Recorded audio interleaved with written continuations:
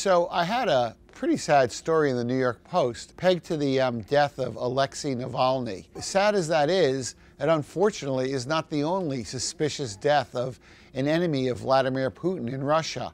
I mean, apparently there's suspicions that Putin had something to do with Navalny's death, and compared to all of the other strange deaths of people in that country, I would not be terribly surprised. For example, I mean, there was this guy, Prigozhin.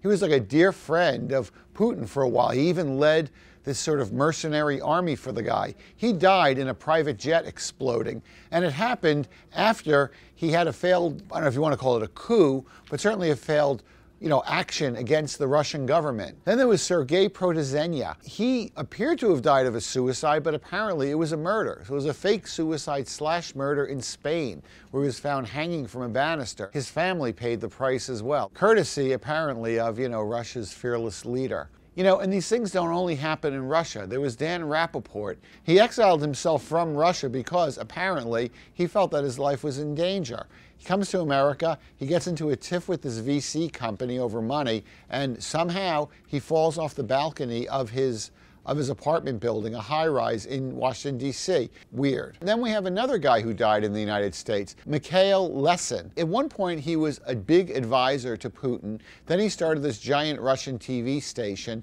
and he wound up in America testifying before the Department of Justice about some deals he made.